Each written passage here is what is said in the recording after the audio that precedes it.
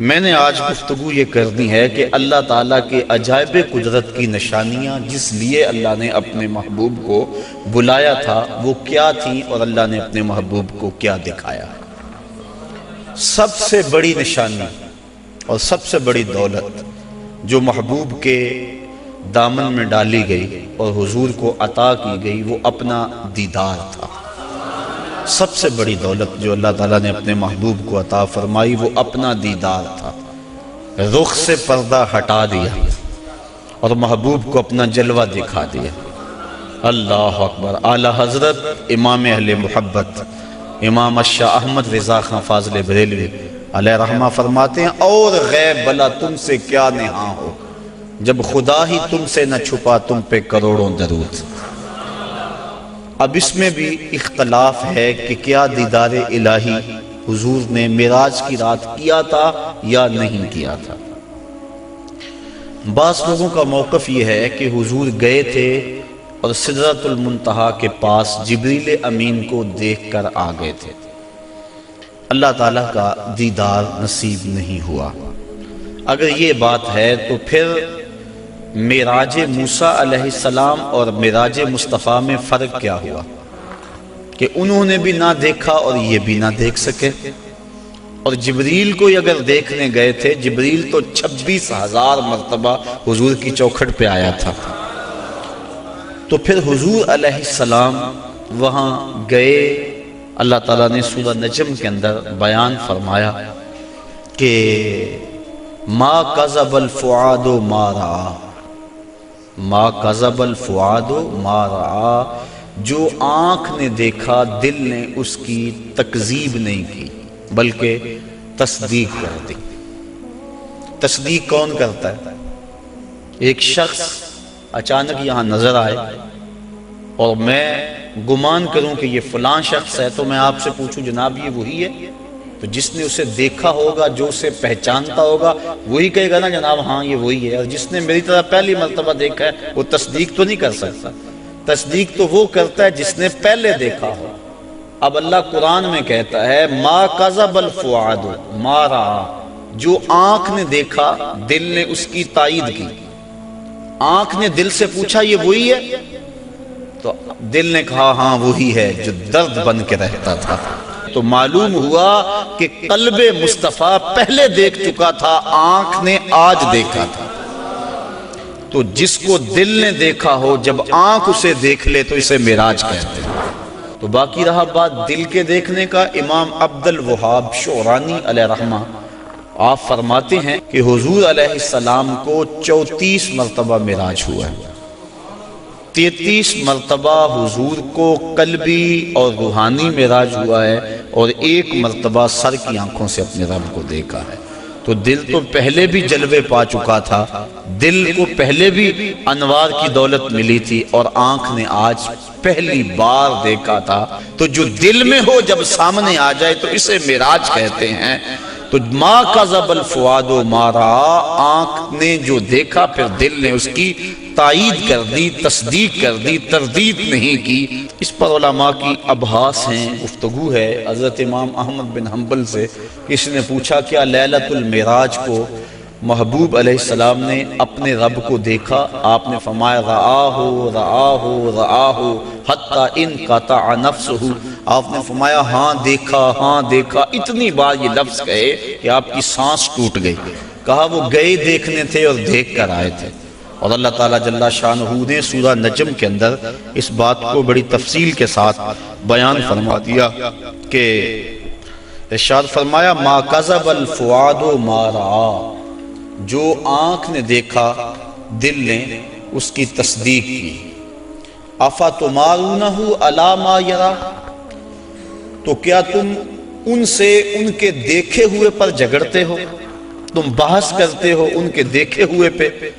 آگے سنیے ذرا قرآن نے کیا کہا، وَلَقَدْ رَآهُ نَزْلَةً أُخْرَى، اچھا پھر سنو اس نے 1 بار نہیں 2 بار دیکھا۔ تم ان کے دیکھے پہ جھگڑتے ہو کہ دیکھا کہ نہیں دیکھا؟ افتمارونہ، کیا تم ان سے بحث کرتے ہو؟ الا، اس بات پر، ما یرا، انہوں نے جو دیکھا۔ کہا وَلَقَدْ رَآهُ نَزْلَةً أُخْرَى، تو انہوں نے 2 مرتبہ دیکھا۔ اللہ اکبر۔ اور پھر آگے چل کے ارشاد فرمایا ما زاغ البصر وما طغى، اور ایسا دیکھا کہ آنکھ بھی نہیں جھپکی، آنکھ بھی نہیں جھپکی، نہ آنکھ جھپکی نہ حد سے بڑی۔ جب بندہ سورج کو دیکھتا ہے تو نظر چندھیا جاتی ہے اور دیکھ نہیں پاتا۔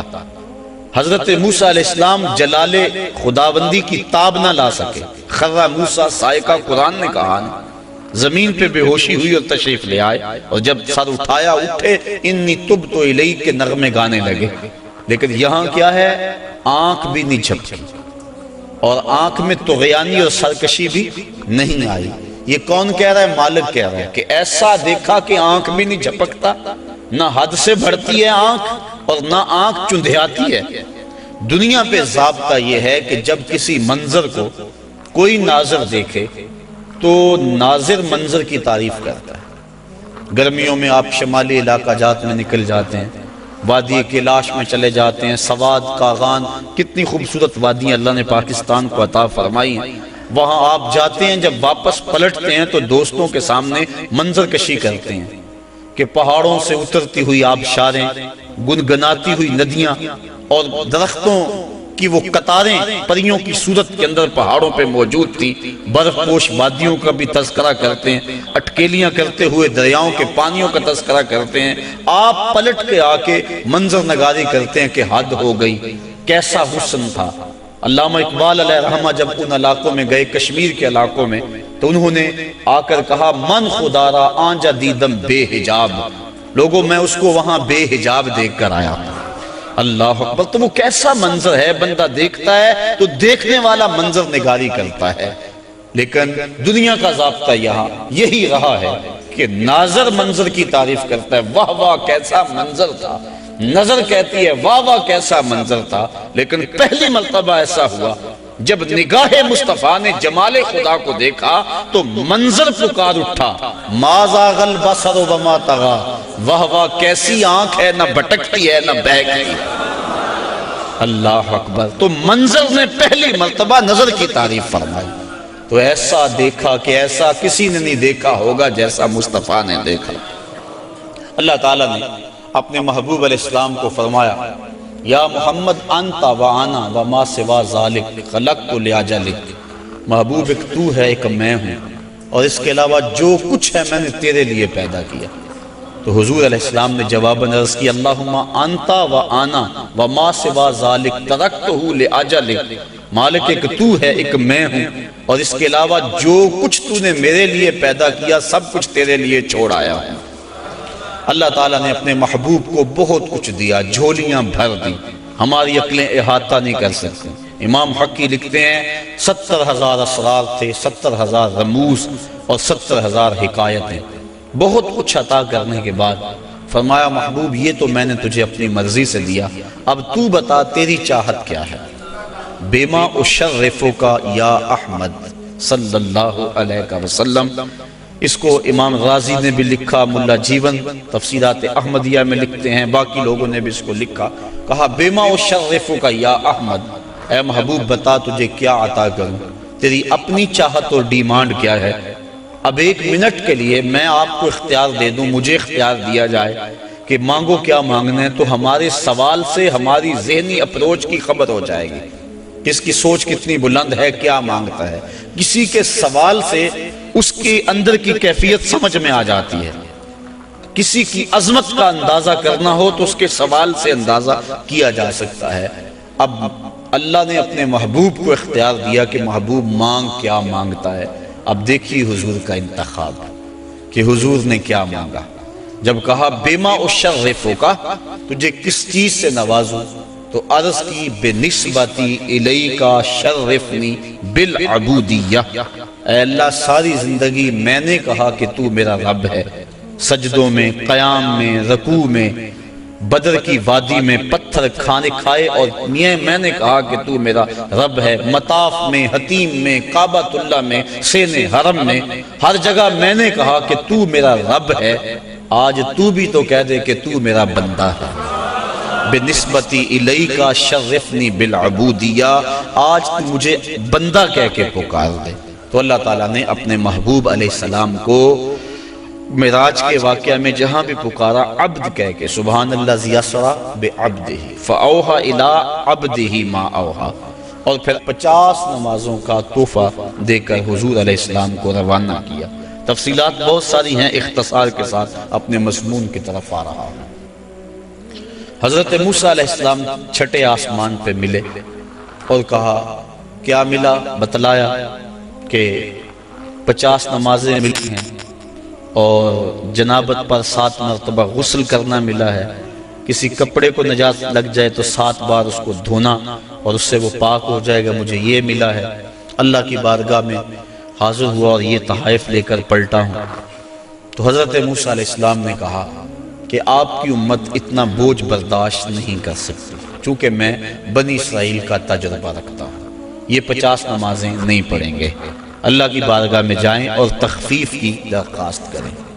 حضور علیہ السلام حاضر ہوئے، تخفیف کی درخواست کی، 5 نمازیں معاف ہوئی، باقی 45 رہ گئی۔ اس طرح باقی معاملات میں بھی تخفیف ہوئی۔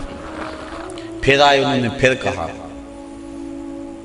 پھر گئے، پھر آئے، حتیٰ کہ اللہ حاضر قیاس 5 نمازیں رہ گئیں۔ حضرت موسیٰ علیہ السلام نے عرض کی کہ حضور ایک مرتبہ اور جائیے۔ فرمایا مجھے اب اپنے رب سے حیا آتی، چونکہ عادت باری تعالیٰ یہ تھی کہ ہر بار 5 نمازیں معاف ہوتی تھی، اب رہ ہی 5 گئی تھی، اب جاتے تو اللہ یہ بھی رخصت دے دیتا، جو 50 سے 5 کر سکتا ہے وہ 5 میں بھی تخفیف فرما سکتا تھا، لیکن کہا اب مجھے اپنے رب سے حیا آتی ہے۔ اب اس پر 2-3 باتیں، ایک یہ کہ اللہ کے علم میں بلا نہیں تھا کہ بالآخر 5 نمازیں رہ جانی، پتا تھا نا اللہ کو بالآخر 5 رہ جانی، تو اللہ دیتا ہی 5، پہلے 50 دی، پھر گئے، پھر 5 معاف کی، پھر گئے، حتیٰ کہ 9 مرتبہ جانا ہوا اور پھر 5 رہ گئی۔ اللہ تعالیٰ کا علم بڑا وسیع ہے اور اللہ تعالیٰ کا علم قدیم ہے اور حادث نہیں، تو اس کو پتا تھا کہ بالآخر 5 نمازیں رہ جانی ہیں، وہ عطا ہی 5 کرتا، لیکن اگر وہ 5 دیتا لوگوں کو عظمت مصطفیٰ کا علم کیسے ہوتا؟ اللہ کے ہاں جو محبوب علیہ السلام کی محبوبیت ہے اس کا پتہ کیسے چلتا؟ اور دوسری بات، لا تبدیل لکلمات اللہ، اللہ کی باتیں تبدیل، اور یہاں بظاہر 9 مرتبہ تبدیلی آئی ہے۔ کتنی مرتبہ؟ تو اللہ تو فرماتے ہیں میری باتیں تبدیل نہیں ہوتی، یہاں 9 مرتبہ تبدیلی آئی، تو اللہ تعالیٰ نے دوسرا ضابطہ دے دیا، من جاء بالحسنۃ فلہ عشر امثالھا، جو ایک نیکی کرے 10 کا ثواب دوں گا۔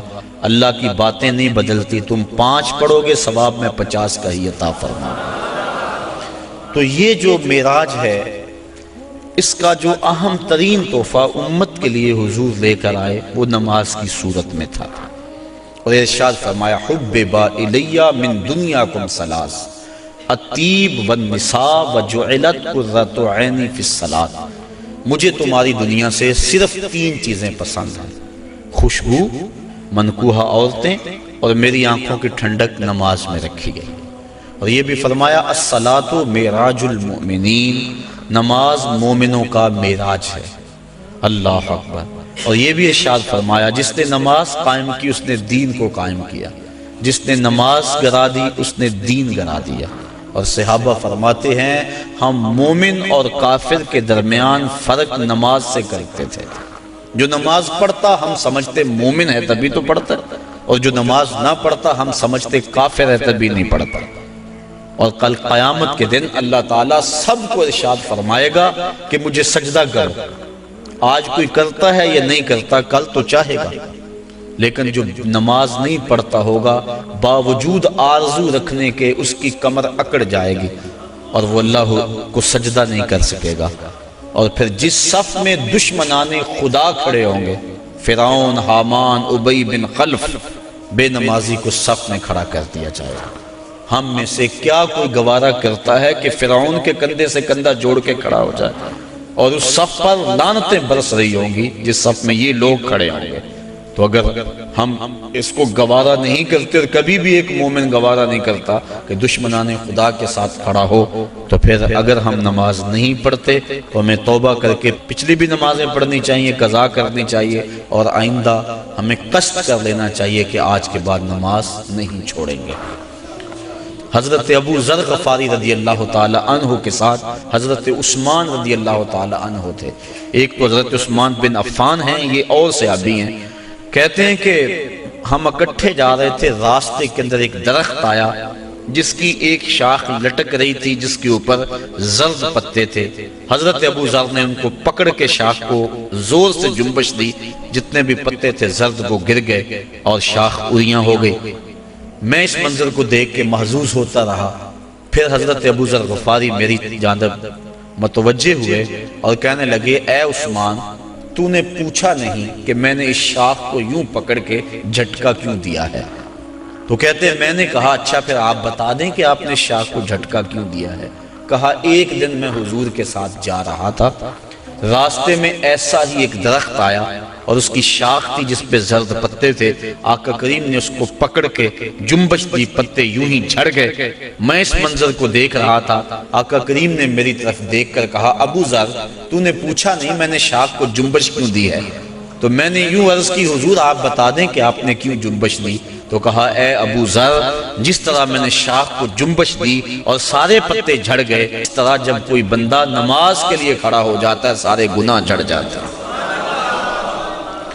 آقا کریم علیہ السلام نے معراج کی رات جو خاص چیزیں دیکھیں اور امت کو بیان فرمائیں، لِنُرِيَهُ مِنْ آیاتنا، اور معراج کا مقصد تھا محبوب کو بہت کچھ دکھلانا، سب سے بڑی دولت اپنا دیدار اور بہت کچھ۔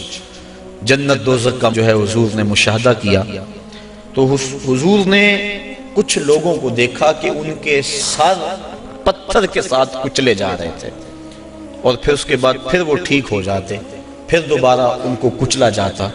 تو جبریل امین سے حضور علیہ السلام نے پوچھا کہ یہ کون لوگ ہیں اور ان کے سر کیوں کچلے جا رہے ہیں؟ تو جناب جبریل امین نے عرض کی کہ حضور یہ وہ لوگ ہیں کہ جن کے سر نماز کی وجہ سے بوجھل رہا کرتے تھے، اور آج ان کو یہ سزا دی جا رہی ہے۔ تو نماز سے سروں کا بوجھل رہنا یہ اس قدر کبھی امر ہے کہ قیامت کے دن اس کی سخت سزا ہوگی۔ آپ نے علماء سے سینکڑوں بار یہ سنا، اول ما یحاسب بہ العبد یوم القیامہ الصلاۃ، قیامت کے دن بندے سے سب سے پہلا سوال نماز کا کیا جائے گا، اور اگر پہلا سوال کا جواب ہی نہ آیا اگلی باتیں تو بعد میں ہیں، اس لیے ہمیں قصد کرنا چاہیے کہ آج کے بعد نماز نہیں چھوڑیں گے۔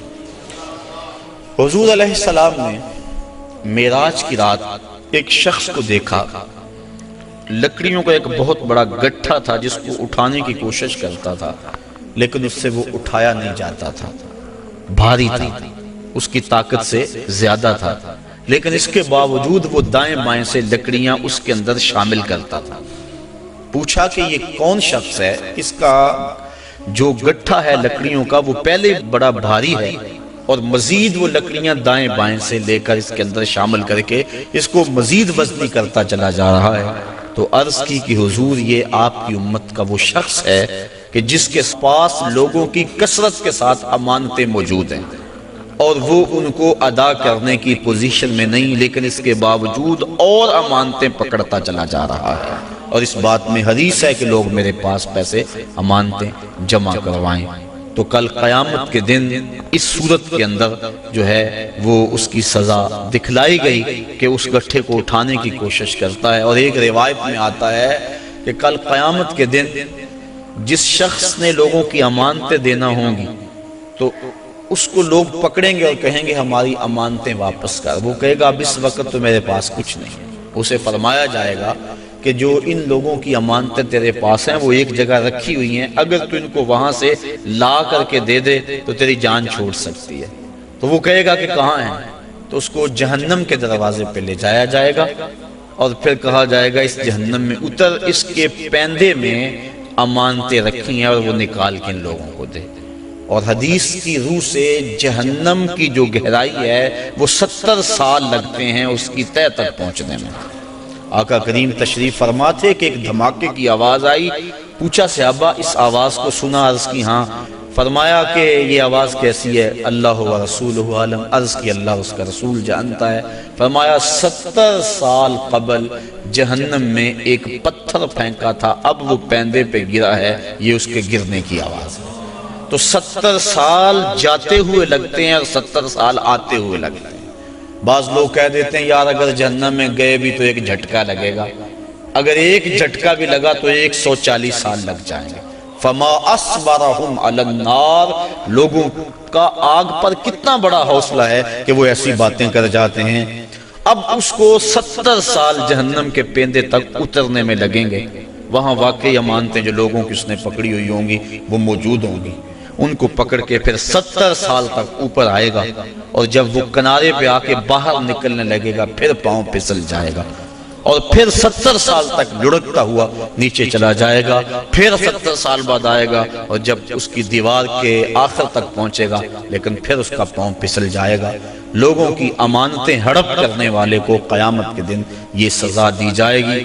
میں اور آپ اتنا بوجھ اٹھائیں جتنا ہم اٹھا سکتے ہیں، اور ہمیں دیکھیں کہ ہم ہمارے ذمے جو ہے وہ کسی کا غصب کیا ہوا، کسی سے رشوت میں لیا ہوا، اور کسی کی مجبوری سے فائدہ حاصل کر کے اس سے مال لیا ہوا، اور دیوار رکھتے ہوئے ہم سائے کے 2 انچ دبائے ہوئے، ہم سب کچھ دیکھ سکتے ہیں اور اپنے مستقبل کی منصوبہ بندی کر سکتے ہیں۔ حضور علیہ السلام آگے گئے تو آقا کریم نے دیکھا کہ کچھ عورتیں ہیں کہ جو چھاتیوں کے بل لٹکائی گئی۔ فرمایا کہ یہ کون سی خواتین ہیں؟ تو عرض کی کہ حضور آپ کی امت کی یہ وہ عورتیں ہیں جو زنا کیا کرتی تھیں، اور آج ان کو یہ سزا دی جا رہی ہے۔ اس سے آگے بڑھے تو دیکھا کہ کچھ لوگوں کے سامنے خوشبودار اور چھوٹے چھوٹے ٹکڑے گوشت کے پڑے ہوئے ہیں، لیکن وہ اس کو نہیں کھا رہے۔ آگے بدبودار اور متعفن کھانا پڑا ہوا ہے، گوشت پڑا ہوا ہے، وہ اس کو کھا رہے ہیں۔ پوچھا کہ یہ کون لوگ ہیں؟ تو جبریل نے عرض کی کہ آپ کی امت کے یہ وہ لوگ ہیں کہ جن کو حلال بیویاں میسر تھی، لیکن اس کے باوجود وہ بازاری عورتوں سے اپنا منہ کالا کیا کرتے تھے۔ تو کل قیامت کے دن ان کو سخت سزا دی جائے گی۔ آگے بڑھے تو حضور علیہ السلام نے دیکھا کہ کچھ لوگ ہیں کہ جن کے پیٹ بہت بڑے ہیں اور ان کے اندر سانپ ہیں، تو وہ کھڑے ہوتے ہیں لیکن پیٹ کا بہت بڑا ہونا ان کو کھڑا نہیں ہونے دیتا، پھر گر جاتے ہیں۔ پوچھا کہ یہ کون لوگ ہیں؟ تو بتلایا گیا کہ یہ وہ لوگ ہیں جو سود کھایا کرتے تھے۔ سود کی حرمت قرآن مجید میں بڑی وضاحت کے ساتھ آئی، اور فرمایا سود لینے والا، حضور نے ارشاد فرمایا سود دینے والا، سود کی رقم پہ گواہ بننے والا اور سود کی رقم کے معاملے کو لکھنے والا گناہ میں برابر کے شریک ہے۔ تو اس لیے ہمیں ان چیزوں سے بچنا چاہیے۔ ایک حدیث میں آیا، آقا کریم نے ارشاد فرمایا، حضرت علی المرتضیٰ سے روایت ہے، فرمایا 7 اشخاص ایسے ہیں جب تم انہیں قبر میں دفن کر کے آتے ہو تو ان کے رخ قبلے سے پھیر دیے جاتے ہیں، اور ساتھ فرمایا فَاذْهَبُوا وَانْبُشُوا قُبُورَهُمْ فَإِن لَّمْ تَجِدُوا هَٰكَذَا مَا قُلْتُ لَكُمْ فَهُوَ بَاطِلٌ، کہا جاؤ جا کے قبریں اکھیڑ کے دیکھ لو، اگر ایسا نہ پاؤ جیسا میں کہہ رہا ہوں تو آ کے کہہ دینا کہ غلط کہا تھا۔ عرض کی قیلا من ہم یا رسول اللہ صلی اللہ علیہ وسلم، عرض کی حضور یہ کون لوگ ہیں کہ جن کے رخ قبر میں قبلے سے پھیر دیے جاتے ہیں؟ تو حضور نے ارشاد فرمایا شارب الخمر و بائع البش و شاہد الزور و آکلۃ الربا و النائحۃ والمحتقر و تارک الجماع۔ 7 اشخاص گنوائے۔ پہلا شارب الخمر، شراب پینے والا۔ ایک روایت کے لفظ ہیں کہ شراب اپنے لیے بنانے والا، کسی اور کے لیے بنانے والا، شراب پینے والا، شراب پلانے والا، شراب بیچنے والا، شراب خریدنے والا، اور جس کے لیے شراب خریدی ہے، شراب کو ڈھونے والا، دوسری جگہ منتقل کرنے والا، ہمارا سب پر اللہ کے رسول نے لعنت بھیجی۔ تو یہ ایسا برا فعل ہے۔ ایک روایت کے لفظ میں نے پڑھے کہ شارب الخمر کعابد الوثن، شراب پینے والا بت پوجنے والے کی طرح۔ ہمارے معاشرے میں شراب نوشی سرایت کر گئی ہے، اور اب تو بعض طبقوں کے اندر یہ برا بھی نہیں سمجھا جاتا، جبکہ حلال سمجھ کے پینا تو کفر ہے، اور اس کو حرام سمجھتے ہوئے اس کی حرمت کے قائل ہونے کے باوجود پینا یہ گناہ کبیرہ ہے، اور منع فرمایا گیا سختی کے ساتھ۔ ارشاد فرمایا ایک تو ویسے بھی شرابی جب مرتا ہے اسے مرتے ہوئے کلمہ نصیب نہیں ہوتا، اور دوسرا یہ روایت جو میں نے آپ کے سامنے رکھی کہ اس کا قبلے سے رخ پھیر دیا جائے گا۔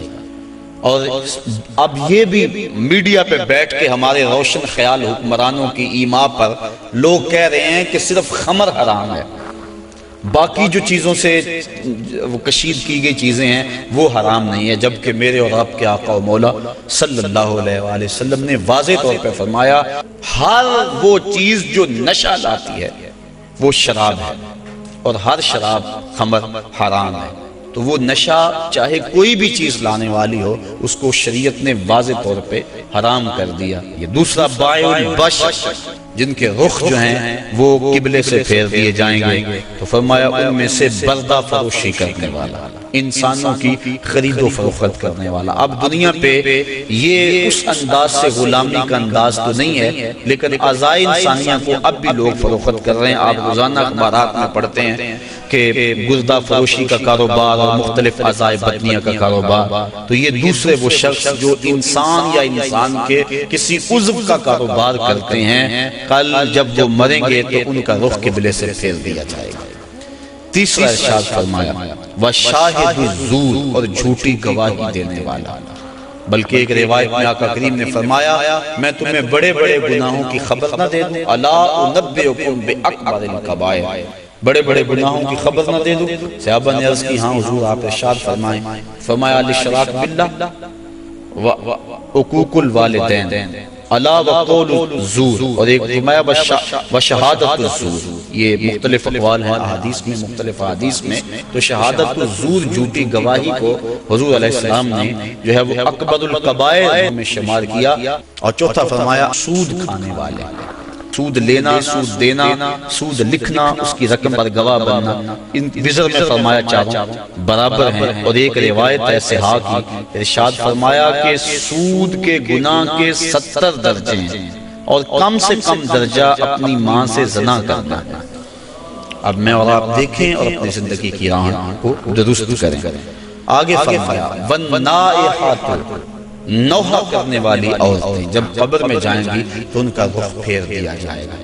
جب کوئی شخص فوت ہو جاتا ہے تو صبر کا حکم ہے، آنکھوں کا غم اور دل کا غم رحمان کی طرف سے ہے، ہاتھوں کا اور زبان کا غم شیطان کی طرف سے ہے۔ فرمایا لیس منا من ضرب الخدود وشق الجیوب ودعا بدعوی الجاہلیہ، جس نے گریبان نوچے، اپنے منہ پہ تھپڑ مارے اور جہلوں جیسی باتیں کی، فرمایا ہمارے سے اس کا کوئی تعلق نہیں ہے۔ تو دل غم زدہ ہو، آنکھوں سے روئیں، اس شریعت نے منع نہیں کیا، لیکن واویلا کرنا، کوئی کہہ رہا اللہ تجھے ترس نہ آیا، کوئی کچھ بول رہا ہے معاذ اللہ، یہ کفریہ کلمات ہیں، تو فرمایا نوحے کرنے والے کل جب مریں گے تو ارشاد فرمایا کہ وہ عورت جو نوحے کرتی ہے قبر سے اس کا رخ قبلے سے پھیر دیا جائے۔ والمحتکر، اور چھٹا شخص جو ذخیرہ اندوزی کرتا ہے۔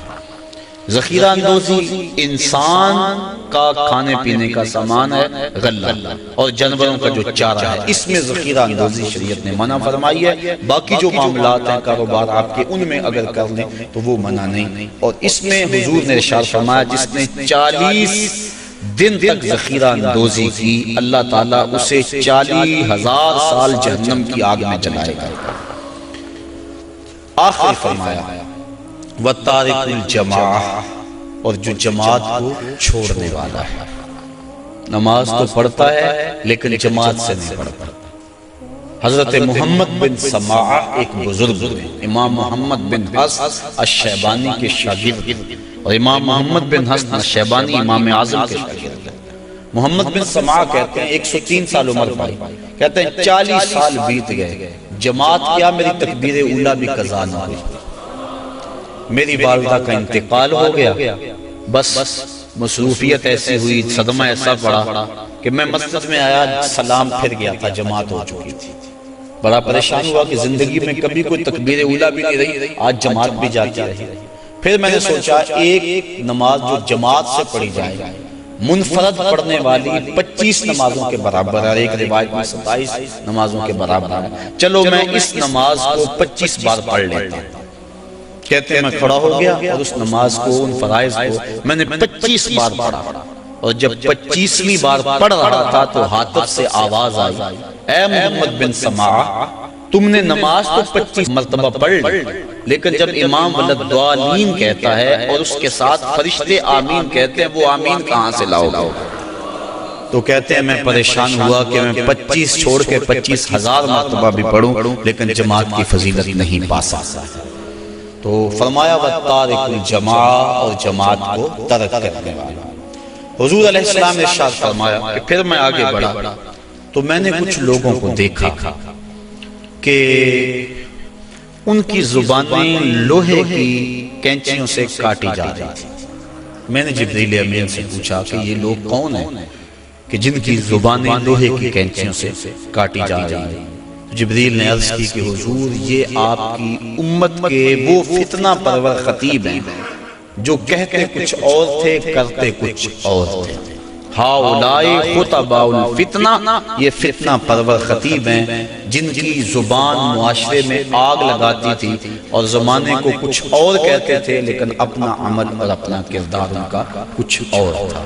اس لیے منبر و محراب کے جو وارث ہیں ان کو ایک ایک لفظ جو ہے وہ تول کے بولنا چاہیے، اور اس پر پہلے عمل ہو تو لفظ لوگوں کے دلوں میں اترتے ہیں۔ تقریر سادہ ہو یا مختصر ہو اس سے کوئی غرض نہیں ہے، لیکن اگر انسان کی گفتگو کے پیچھے اس کے اپنے عمل کی قوت نہیں ہوگی تو چاہے اس کی تقریر سے لوگ لوٹ پوٹ ہو جائیں اور سارا دن دھوم مچی رہ کے حد ہو گئی، لیکن اس کے اثرات روح تک نہیں پہنچیں گے، وہ دماغ تک ہی ٹھہر جائے گی، دل تک نہیں پہنچ پائے گی۔ اس لیے فرمایا یہ آپ کی امت کے وہ فتنہ پرور خطیب ہیں کہ جو زبان سے کچھ اور کہتے ہیں اور ان کا اپنا کردار اور عمل اور ہے۔ انسان جب اپنی زبان کو کھولے تو اپنے عمل کا جائزہ لے لے۔ آپ اور میں بھی جو ہے وہ اپنی زندگی میں اس چیز کو غور کے ساتھ دیکھیں۔ غالباً حضرت باجید بستامی آپ کے پاس ایک بڑھیا آئی اور اس نے کہا کہ میرا جو بیٹا ہے یہ گڑ بہت کھاتا ہے، میٹھا بہت کھاتا ہے، آپ اس کو تاکید کر دیں، کوئی تعویذ لکھ دیں۔ آپ نے فرمایا اس کو کہ اس کو کل لے کر آنا۔ دور دراز کا سفر تھا، پیدل سفر تھے، دوسرے دن وہ تھکی ہاری پھر آئی۔ آپ نے بچے کے سر پہ شفقت کا ہاتھ پھیرا، کہا بیٹا زیادہ مناسب نہیں ہے کسی چیز میں بھی کثرت کرنا، لہٰذا جو ہے وہ اعتدال سے آگے نہ بڑھو اور زیادہ نہ کھایا کرو۔ تو اتنا کہا اور کہا کہ جائیے، میں نے تاکید کر دی۔ تو مائی نے کہا کہ حضرت کل میں آئی تھی اتنا لمبا سفر کر کے، اگر یہی بات کہنی تھی تو آپ کل ہی کہہ دیتے، اتنا لمبا سفر میں نے دوبارہ کیا۔ میں نے کہا شاید کوئی خاص عمل ہے جو آپ نے کرنا ہے۔ تو فرمایا کہ اصل بات یہ تھی کہ کل اتفاق سے میں نے خود کھایا ہوا تھا، اس لیے اسے منع کرتا تو شاید میری بات میں اثر نہ ہوتا۔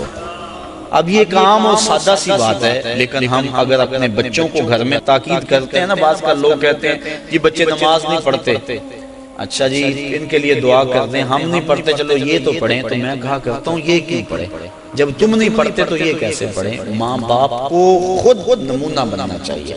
اس طرح ہمارے علماء کو، مبلغین ہیں، مشائخ اعظام ہیں، جو بھی ذمہ دار ہے، جو بھی بات 2 4 10 20 50 لوگوں تک بات منتقل کرتا ہے، اس کو خود نمونہ بننا چاہیے۔ صرف یہ تقریر، واز، لچھے دار گفتگو اور اس سے لوگوں سے پیسے بٹور لینا یہ بات نہیں ہے، بلکہ بات جو دل سے نکلتی ہے اثر کرتی ہے۔ اس لیے ہم بات دل سے کہیں اور جو کہیں اس پر ہمارا پہلے عمل ہو۔